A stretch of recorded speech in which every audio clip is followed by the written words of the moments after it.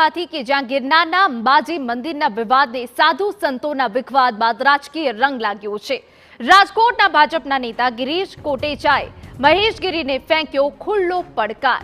મહેશગીરીને જે ખુલ્લું પાડવું હોય તે પાડી શકે છે। સુખદ અંત થાય તેવા અમારા પ્રયાસ છે। મહેશગીરી જૂનાગઢને બદનામ કરે છે। મહેશગીરી ગુનાહિત માનસિકતા ધરાવે છે। ભગવા કપડાં કાઢીને તે પેન્ટ શર્ટ પહેરવા લાગ્યો છે। ભવનાથ અને ગિરનાર તળેટીનો એક પણ સંત મારી વિરુદ્ધ એક પણ શબ્દ ખરાબ બોલે તો હું રાજકારણ છોડી દેવા તૈયાર છું। ભવનાથ મંદિરમાં અમને પ્રસંગ કમિટીમાં લેવામાં આવ્યા હતા। આ કલંકિત વ્યક્તિ આવી જેથી જૂનાગઢ બદનામ થયું છે। જૂનાગઢ અંબાજી મંદિરની ગાદી વિવાદમાં મહેશગીરી દ્વારા ગઈકાલે જૂનાગઢના ડેપ્યુટી મેયર ગિરીશભાઈ કોટેચા છે તેના પર આક્ષેપ કરી છે। આપણી સાથે ગિરીશભાઈ કોટેચા। ગિરીશભાઈ, મહેશગીરીએ જે આક્ષેપ કર્યા કે તમે આ વિવાદમાં વચ્ચે ન આવો, શું કહેશો આપ? બાપુ, હું જૂનાગઢમાં જઈને આ ભૂમિ અમારી છે, તું મને એમ કે આમાં ન આવો, હું ક્યાં વિવાદમાં આવ્યો? મેં જે તે વખતે એક એવું નિવેદન આપ્યું હતું બધી ન્યૂઝ ચેનલને કે અમારું જૂનાગઢ તપોભૂમિ છે, સાધુ સંતોની ભૂમિ છે, અને મહેરબાની કરીને તમે લોકો જેની જ્યાં તનસુખગીરી બાપુનું મૃત્યુ થાય અને એ જગ્યા માટે રાતોરાત તમે 1:30 વાગે એ માણસના અનકોન્શિયસ હોય એના સાઇન સિક્કા કરાવી આવો, આ જગ્યામાં મારો ગુરુ બેહાડો, ખરેખર એના પરિવારને તો મળો।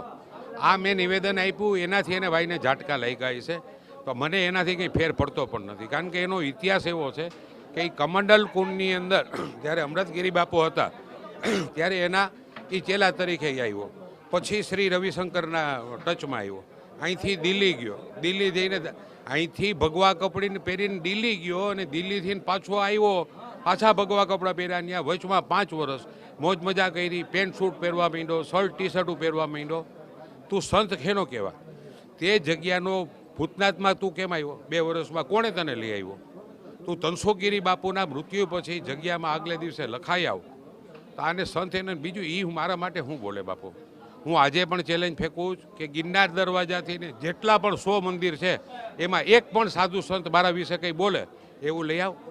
તું એવું કહેતો હતો કે ભવનાથ મંદિરની અંદર ટ્રસ્ટી થવા માટેથી ને આજથી ને 10 વર્ષ પહેલાં જે શેલજામાં છે પુનિત આશ્રમના, એની 68 વીઘા જગ્યા છે, ત્યાં એણે 1 વર્ષ પૂજા કરવા માટે ત્યાં એને આપ્યા, ત્યારે એ માએ અમને પ્રસંગ કમિટીમાં લેવા માટેથી એમ કીધું કે અહીંયા પ્રસંગ હોય ને ત્યારે તમે હાજરી આપજો।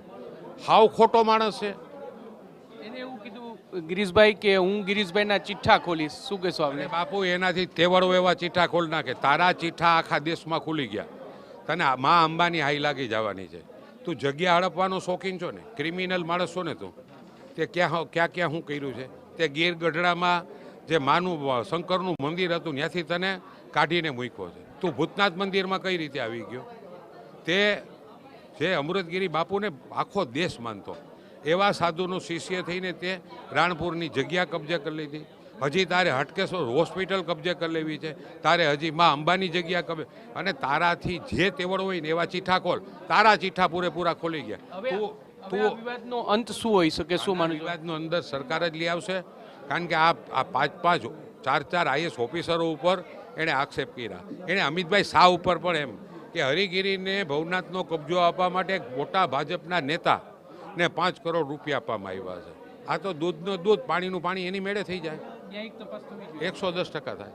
સ્પષ્ટપણે તો ગિરીશભાઈ કોટેચા છે કે જેઓ કહી રહ્યા છે કે જે આક્ષેપો કરવામાં આવ્યા છે મહેશગીરી દ્વારા તે તદ્દન પાયાવિહોણા છે। આ સમગ્ર મામલે ન્યાયિક તપાસ છે તે પણ થવી જોઈએ ને આ વિવાદનો જલ્દી અંત આવે તે માટે સરકાર છે તે પણ પ્રયત્નશીલ હોવાનો દાવો કરવામાં આવ્યો છે। કેમેરા પર્સન ભાવેશ લશ્કરી સાથે મોહિત ભટ્ટ, TV9 રાજકોટ।